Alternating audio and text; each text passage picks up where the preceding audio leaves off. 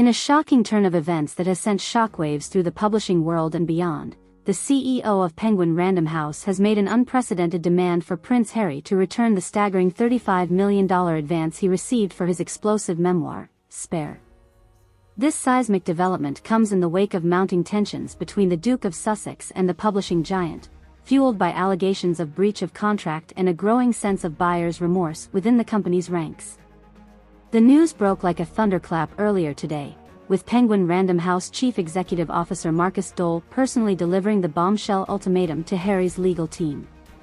According to sources close to the situation, Dole was unequivocal in his demands, giving the prince a strict deadline to comply or face potential legal action. Marcus Dole was absolutely livid, revealed an insider privy to the tense negotiations. He made it crystal clear that Penguin Random House feels utterly betrayed by Prince Harry's conduct and the damage his memoir has inflicted on the company's reputation. At the heart of the dispute lies a series of inflammatory claims and revelations contained within the pages of Spare, which sparked a global firestorm upon its release in January. From intimate details about Harry's strained relationship with his family to explosive allegations of palace cover-ups and misconduct, the book pulled no punches, leaving no stone unturned in its quest to expose the inner workings of the British monarchy. While the salacious nature of the memoir undoubtedly fueled its record-breaking sales, it also drew intense criticism and backlash from various quarters, including members of the royal family themselves. This, according to sources within Penguin Random House, is what has ultimately led to the company's drastic decision to seek a full refund of Harry's massive advance. The higher-ups at Penguin felt utterly blindsided by the scope and severity of Harry's revelations, the insider continued. They had been led to believe that the book would be a thoughtful, nuanced exploration of his life and experiences, not a full-scale assault on the monarchy and its traditions. As news of the demand for repayment began to spread, shock and disbelief rippled through the literary world, with many questioning the unprecedented nature of such a move and its potential ramifications for the industry as a whole. "This is uncharted territory," said veteran publishing analyst Samantha Reed. "I've never seen a major publisher demand the return of an advance, let alone one of this staggering magnitude. It speaks volumes about the level of frustration and disappointment Penguin Random House must be feeling towards Prince Harry and his memoir." At the center of the maelstrom stands the Duke of Sussex himself, his once celebrated tell-all now a source of immense controversy and potential financial ruin. Sources close to the prince have painted a picture of a man caught off guard by the publishing house's aggressive stance, but resolute in his belief that he has done nothing to warrant such drastic action. "Harry is utterly dumbfounded by Penguin's demands," confided a close confidant. "He poured his heart and soul into that memoir, laying bare the most intimate and painful experiences of his life. To now be told that he must return the entire advance, it's nothing short of a gut punch." The confidant went on to suggest that Harry views the publisher's actions as a thinly veiled attempt to muzzle his truth and silence his voice, a notion he finds deeply troubling and antithetical to the principles of free speech.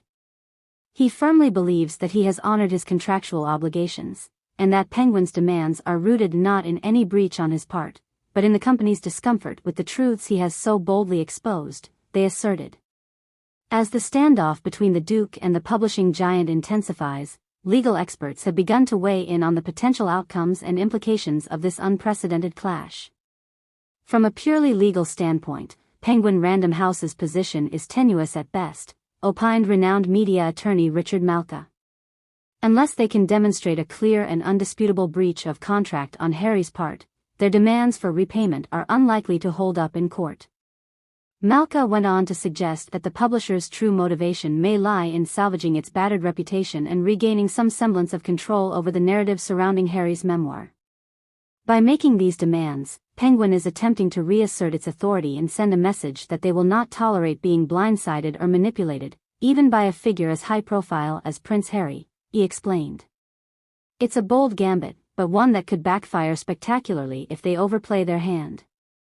As the legal wrangling threatens to overshadow the content of Harry's memoir itself, many have begun to question the broader implications of this saga for the publishing industry and the delicate balance between artistic expression and commercial interests.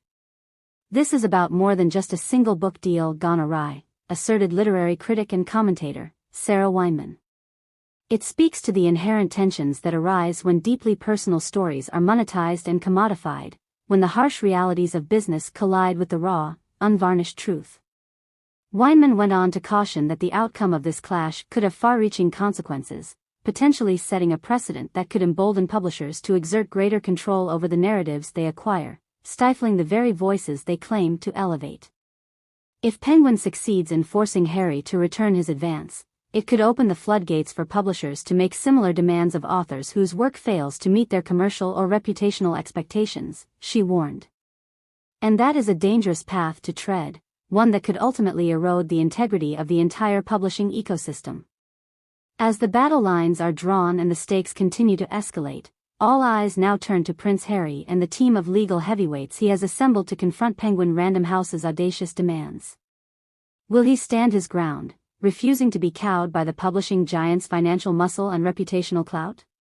Or will he ultimately acquiesce, returning the fortune he amassed for daring to share his truth with the world? The answer to that question will not only shape the Duke's personal and financial future but could also have profound implications for the literary world and the delicate dance between artistic expression and commercial interests that has long defined the publishing industry. In the eye of this swirling storm, one thing is certain: the reverberations of this seismic clash will be felt for years to come, serving as a stark reminder of the immense power wielded by those who control the narratives that shape our understanding of the world and the lives of those who inhabit it. As the dust settles and the legal maneuverings intensify, the world watches with bated breath, awaiting the resolution of a saga that has captivated and polarized in equal measure. For Prince Harry, the stakes have never been higher, as he fights to preserve not only his financial windfall but the very essence of his hard-won truth, a truth that has already exacted a heavy toll, and one that may yet demand an even steeper price before this tumultuous chapter can finally be closed.